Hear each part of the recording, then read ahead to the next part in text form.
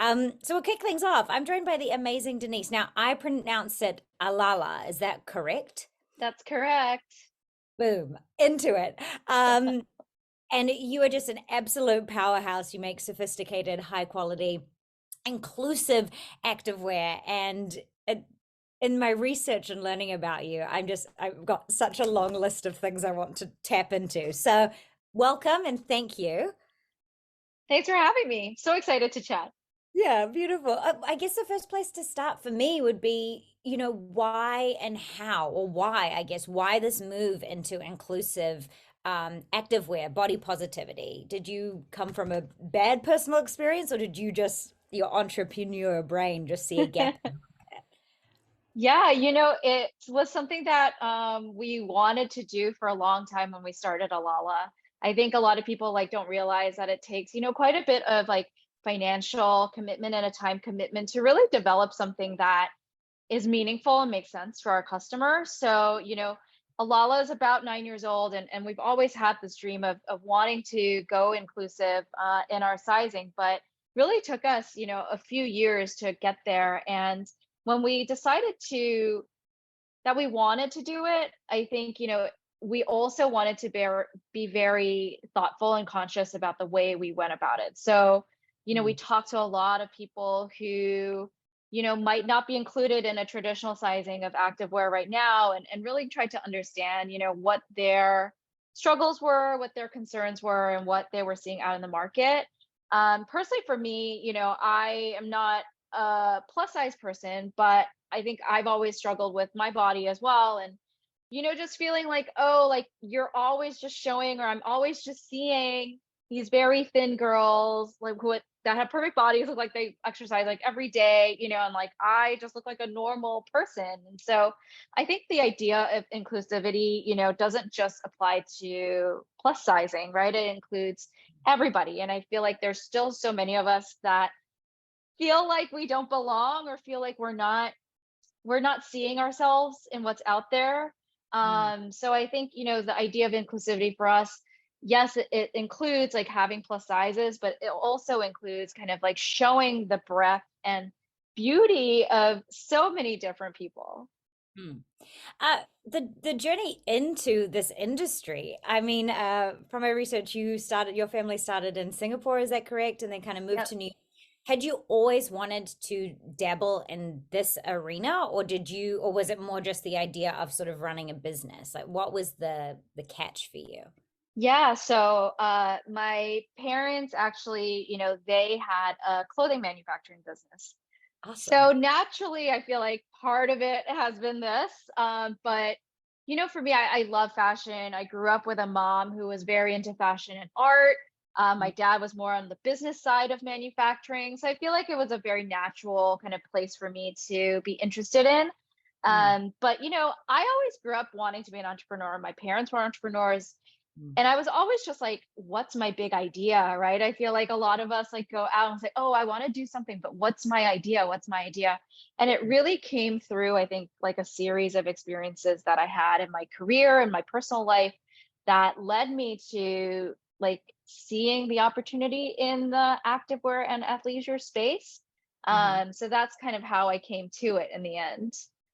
Were you good at taking advice from both your parents? I imagine a mother in sort of fashion and art and a dad in business. I'm sure they've got many a thing to say. That doesn't always mean we listen to them, but You know what? I think I took their advice a lot, and honestly, there are parts of my journey where I wish I had listened to myself more yeah. versus like, just being like, oh, like, my parents or people who are older than me or more experienced than me, like they know better than I do. Mm. And I've always leaned on that. Like, oh, I should listen to them because they probably know more than I do. And in a way, now that I'm a little bit older and I look back at it, I'm like, I had this feeling that that wasn't quite the right thing, and it turned out it wasn't. And I shouldn't have listened to them. I Mm. should have just listened to me. So I do have moments where I'm like, oh, I'm glad I listened to them, but I have moments where I'm also like, I wish I listened more to myself. I kind of want to dive in on that because I'm going through that at the moment. I'm an actress and I'm sort of writing an idea. And when I talk to it, and people give me their ideas, say just an example, like maybe they were like, maybe it should be set in space. I'm like, oh yeah, no, that's a great idea. It's like I don't have, yeah, it's like I almost imposter syndrome that I feel like I need to take on everybody's feedback. Is that sort Yeah. of similar to how you felt a little bit? You're like, oh, well, Definitely, definitely, especially when you're starting, right? You're like, I don't know, like I don't have an answer. So right, what is the answer? And I think like I've realized that sometimes when something just feels right or not right to you in your gut, like we need to kind of train ourselves to listen to that a little bit more, right? And yes, maybe that person is very well meaning and in the advice they're telling you, oh, to set it in space or to set it here, set it there. But like if it doesn't feel right to you, maybe that's not the advice you want to take, And I think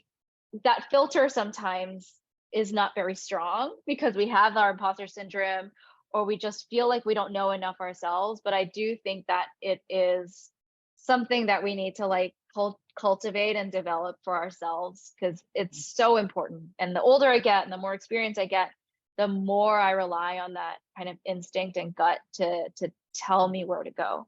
Because at the end of the day, like who has the right answer? Like I don't know. Do you know? I yeah, don't know. I wish I did. yeah, yeah. Do you ever struggle with you're very successful, so maybe you can just help me with this if you haven't experienced it. But a lot of my listeners, something we spoke about a couple of weeks ago was this idea. I have a lot of like sort of type A overachieving perfectionist people who follow this podcast because that's sort of my tendency and leaning towards people pleasing. And I find that if you were to assign me a task, I would do it so quick and delightful and early, and but when it comes to my own projects, I have this sort of resistance, or I'm looking for anything else. I don't, because I seek so much external validation as a Mhm. woman who's like carving your path in this area. Were you really well disciplined from the get-go, or did you kind of have to incorporate someone to hold you accountable to things? That's a great question. I still don't think I'm very disciplined, but Okay. I'm very excited about my ideas. You know what I mean? And yes, you do need discipline. And I think part of building a business is learning also like what your strengths and weaknesses are, right? So I have people on my team who are a lot more like project management, like very good at deadlines, very good at this stuff because I'm not good at it. And Okay. I like to just go off and like do my thing and like get excited about stuff. And then, I have some people on my team that are like, okay, well, when do you want to have this idea done? Okay, let's put it on the calendar. I'll make sure I'll remind you. Okay. So, in a way, like it's not in my nature and I Mm. know it. I'm trying my best to be more disciplined and to, hold myself accountable and I need that. But I also know that like I have people on my team to kind of help me with that part of it. Mm. Um and so I think that's a big thing. Like kind of understanding your strengths and weaknesses and like is it that you have a scheduling tool that you work with or you have maybe a part-time assistant who helps you with project management like just Mm. knowing what you're good and bad at I think is a big step in kind of like crafting the world where you live and the stuff that you don't want to do. Mm. That's so good. Um, with kind of your journey in business, I know that you mentor a lot of kind of women coming up, or I believe that's true. Is there any commonalities that you see for sort of female founders and starting? Is it what I can only project to imagine it is, a little bit of imposter syndrome, a little bit wanting to maintain femininity and having to execute some masculinity qualities? Like that's what I'm assuming that you probably help some of these women do breakthroughs. Is that correct? Or is there actually Yeah, commonalities? I think there's a lot of perfectionism Okay. and there's a lot of like I don't want to make a decision because I don't want to make the wrong decision, Right. right? And it's like I want to gather as much information as I can before I make a decision, but the reality is like I said, like who has the answer? Like nobody really has the answer. And so I used to work for a billionaire and he always said it's better to make like a quick bad decision than a slow good decision. And Ooh. so what he means by that really is that you got to keep moving, right? And like, I think it's very easy for us to kind of sit here and be like, I don't have all the information I need to make a decision. And the reality is, you never really do. but Mm, you can't let that stop you from moving forward. You know, I mm. think a lot of us, we just get so scared. We're like, I don't want to make the wrong decision, so I'm not going to make one at all. And, you know, you're never really going to Is move your making a project. decision. Yeah, Yeah. you're not really moving your dream forward if you do that. And so I think, you know, we all have to learn, I think, to be comfortable with making a mistake, but correcting it really quickly. You know, be like, oh, that didn't work. Like, let's forgive ourselves, move Mm, on, try again. mm, And I think that's a much better way to kind of move than just, you know, kind of sitting still and not making any decisions. mm. I mean, I have a lot of follow-up questions of what it's like to work now, only because I've never met one before. But was there a confidence though that you kind of took from that, and I guess surrounding yourself with, also high achieving people? Is that an advice tool that you kind of instill in people as well? Totally. I think, you know, we can all relate to like not feeling good about ourselves, not feeling like we're enough, not feeling like we're the one that deserves to have this, or we're the one that can make this happen for ourselves. And in those moments, like I do have people like my old boss, who is a mentor of mine, like that I Mm, lean on, who somehow always like have this unwavering faith in me. beautiful. Like my dad is the same. Like, you know, if I am having a terrible day or having a terrible month with the business, like you can have those people in life and you really should seek them out. The people who are going to be like telling you, you know, like, Kim, you are amazing. I know you can do this. I believe in you so much. And there have been so many times in my entrepreneur journey where I'm like, I want to quit. I don't Yeah. know how to do this. I don't want to do it anymore. And like in those moments, like to have somebody look you in the eye that you love and who loves you, who says that they believe in you, like that could be the difference between, you know, you quitting and you keeping going. And so I think for all of us, entrepreneurship is a very lonely thing. I think we can all relate to that in some way. And to have those few people, maybe it's one, maybe it's a couple that who truly believe in you and it's not conditional upon like, you know, what's happening in your business. It's so important because I would have quit a long time ago if I Hmm. didn't have those people kind of like propping me up and really believing in me. So I think it's important for all of us to seek out who those people are in our lives. Beautiful. Yeah. Yeah. My family are very good at that. My silly brain sometimes is like, you don't know what you're talking about," but they don't. But it is helpful. I wonder in those moments that say like sort of the lows, the troughs of this journey, to which I'm sure there are a lot, and amazing peaks as well. In hindsight, looking back at some of those seasons where you were probably full of self-doubt or wanted to quit, um, is it partly because of a sense of overwhelm? Because I imagine running a business and having investors and things like that, is that the feeling, like the sinking kind of can't see, treading water, can't, yeah, what is that feeling like? And then how and what did you do to get out of it? Or what did you find helpful? Yeah. I think a lot of it with, you know, what I'm doing, it's so tied to like numbers, right? So like, okay, how much money did the business make today? Like, was it more than what I was going to make, or is it less than what I thought I was going to make? You know, and it's so tied to like this number, and my happiness used to be so tied to that number. And Mm, every day it would be like better or worse and better or worse. And so I think the first thing I did was really to like try and remove yourself from like the ups and downs of like your business every day. You know what I mean? Like yeah.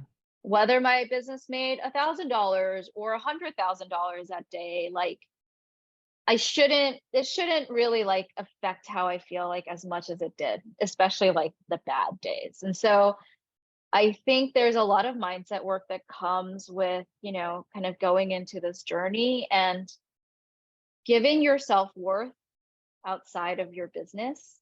And I think Mm, that's something that's really difficult for a lot of us to do, right? Who mm, are you if you're not a business owner, if you're not an actress, if you're not, you know, the director at your company? Like, who are you? And mm, so trying to just understand like who I am without all that stuff, you know, I'm enough without all this stuff. Like it's a very simple thing, but a very difficult thing to do. Oh, um, I agree. I'm in that with right? acting. It's like if someone doesn't hire me or pay Yeah. me to act this month, am I an actor? And I'm like, well, Yeah, that's what I right? tell people I am. So yeah, it's I have a lot of Yeah. identity attached to like you with what I do. So when it's not going well, it's like hard to feel jolly. So Yeah, uh, exactly. But it's a but yes. choice. And like, like you can choose to be happy, you can choose to be grateful. Like we're here, we have our hands, we have our feet, like we Mm, have air that we can breathe and a house to live in. Like so I think also in those moments, like tapping into the gratitude that we have on the small things is a big one for me. Like on the days that we have like really shitty sales, like every sale that comes in, I'll like look at, oh, who bought something? Kim bought something. Like, thank you, Kim. Thank you for buying something for me today. Like, thank you so much. And I think like trying to look that way instead of like always just looking at, oh, like I only got 10 sales today or only got one sale today. Like that's kind of like what I try to do to like keep myself from getting like really, really low. mm. I appreciate that. I know that there will be a lot of people listening who have that idea that they didn't pursue, that dream that they didn't go after. And there's so much information out there of why not to do something or what to be mindful of.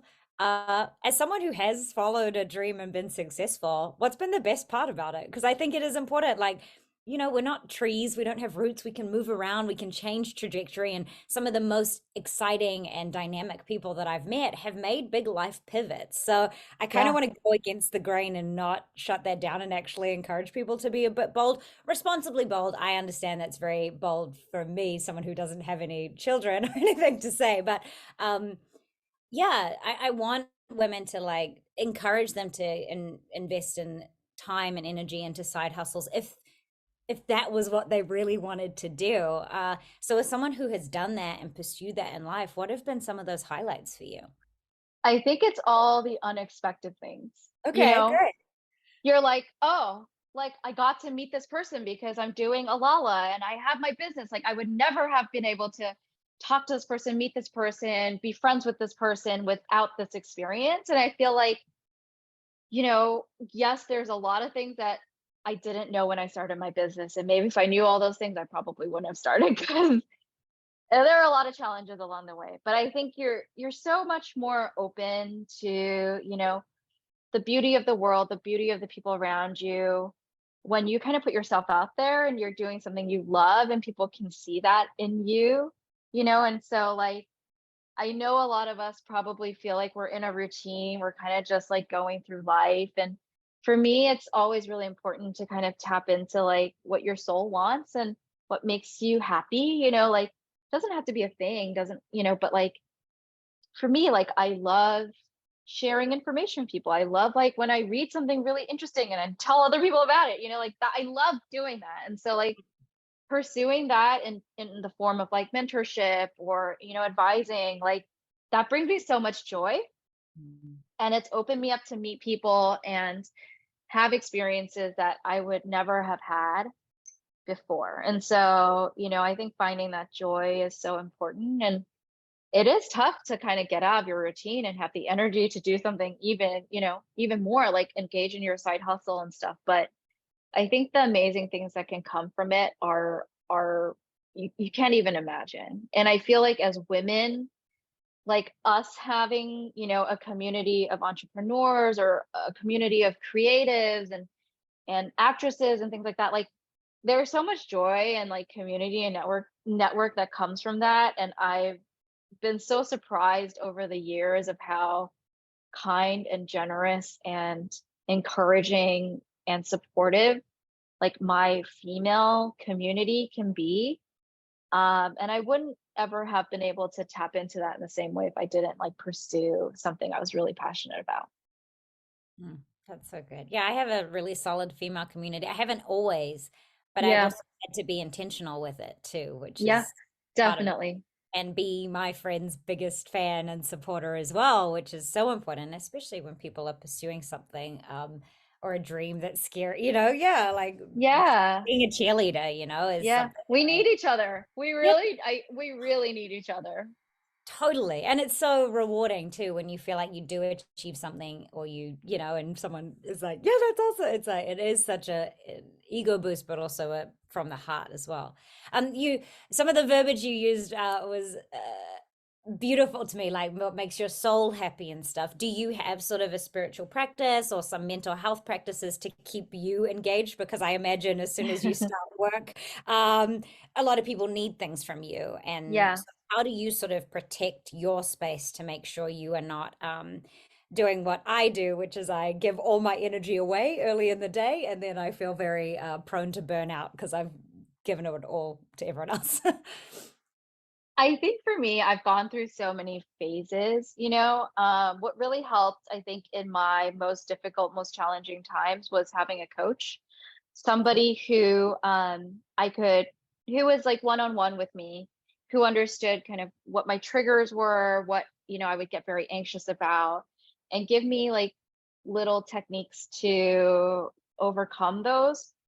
A coach for me also was asking me the questions that I was like almost too scared to ask myself. Like I'd be so afraid or like upset when we had a bad day of sales, and she'll be like saying, like she'll ask me, "Why are you so upset?" And I'll say, "Oh, it's because like, if we have like 100 days of these terrible sales, like my business is gonna fail." And then she'll say, "Okay, so what if your business fails? Then what?" And I'll Be be like, like, leave me "Well, alone. Stop asking I me questions. Like, and I'll be like, I'm gonna be like, I'll feel like a failure and I'll be depressed for 3 months." And then she'll be like, "Okay, so after those 3 months, then what?" And I'll be like, "Well, I guess I'll just start a new business or figure something out." And she's like, "Okay, so like let's talk this whole thing through." So she really helped me like get through some of those things that I think like we get so stuck on, right? Like I'm sure for you, like, oh, if you don't get this part that you're like auditioning for, like my life is gonna crumble. But oh, 100%. I mean, I also could test, but of course, it's like you miss out on the audition. You're like, oh, I guess I'll never work again. It's just yeah, like I get a lot of actors have this. It's like when you're working, you're like, I am awesome. And then right as a job ends and you don't have another totally. one, you're like, oh, well, I guess that was it. Yes. Yeah. Yeah. So I think for me, like, it's a lot of taking the things she taught me. It's breathing practice, it's journaling for me. It's very helpful at times. I don't do it all the time, but like I go through phases of like writing things down is very helpful for me. Mm, And so I kind of do different things. For me, it's like all about personal development as a whole. So whether that's journaling or meditation, or it's just going out for walks, or, you know, mm, sleeping more, whatever it is, and it changes from period to period. Like I always have like my personal development as something that's really forefront for me. mm. And I make time for that. Like it doesn't have to be hours of the day, right? I'll journal for 10, 15 minutes, but I will kind of keep those boundaries there for myself, and Mm. not let an early morning meeting or like a dinner, kind of throw me off track. So I really try to keep a little bit of time of the day to myself. And I also try Mm. not to work every day. Like that's the other thing that I do to protect my space. Like Wow. Friday night, no work, Saturday morning, like no work. And like, okay, it's not like that much time, but at least I know that like that time is protected. Mm. Um, and I really try not to like think about or do any work during like those protected times. That's a beautiful word to say that that time is protected because I feel like a lot of us when you're trying, it's like an email comes in, you want to get on, like it's hard. Mm-hmm. It's so contactable to be like, oh, I'll just do this. And then you're right. It's then you're constantly in on sort of mode. So that's really, Mm-hmm. I like that. Make my time protected. Yeah, no distraction. So you actually kind of surface a little bit, right? You can probably Yeah. approach things in a much healthier way. Yeah. Um, I realize I'm sort of nearing the end of my time with you, but I did Oh just my want to goodness. ask a couple of things about your brain. Something I ask all of my guests is what their brain looks like. Now you can interpret that however you want. My acting teacher, his is like a house, and some of the doors are locked shut, and some of them are beautiful rooms, and some of them are terrifying.